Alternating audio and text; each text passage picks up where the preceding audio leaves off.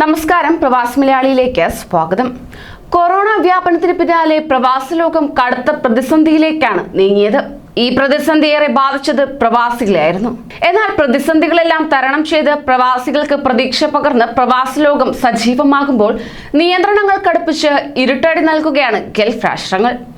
സൗദിയിൽ കഴിഞ്ഞ വർഷം വിദേശികൾക്ക് അനുവദിച്ച തൊഴിൽ വിസയിൽ വൻ കുറവ് വന്നതായുള്ള റിപ്പോർട്ടുകളാണ് ഇപ്പോൾ പുറത്തുവരുന്നത്. കോവിഡ് പ്രതിസന്ധിയും സൗദിവൽക്കരണവും വിസകൾ കുറയാൻ കാരണമായതായി അധികൃതർ ചൂണ്ടിക്കാട്ടുന്നു. മാത്രമല്ല, അനുവദിച്ച പല വിസകളും പ്രയോജനപ്പെടുത്താൻ സാധിച്ചില്ലെന്നും റിപ്പോർട്ടുകൾ വ്യക്തമാക്കുകയാണ്. 2020 ആദ്യ 9 മാസങ്ങളിൽ അനുവദിച്ച തൊഴിൽ വിസകളിൽ 57.8% കുറവുണ്ടായതായി കണക്കുകൾ വ്യക്തമാക്കുകയാണ്.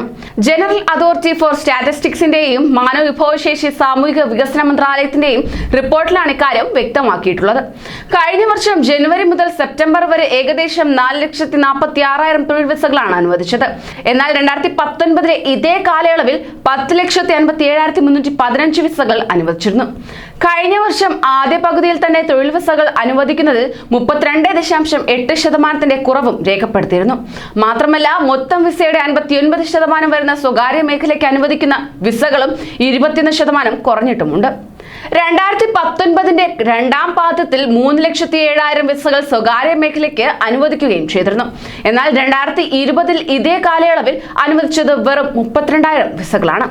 കഴിഞ്ഞ വർഷം ജൂലൈ, ഓഗസ്റ്റ്, സെപ്റ്റംബർ മാസങ്ങളിൽ 72,440 വിസകളാണ് ആകെ അനുവദിച്ചിട്ടുള്ളത്. അതിൽ 45,000-ലേറെ വിസകൾ പ്രയോജനപ്പെടുത്താനായില്ല.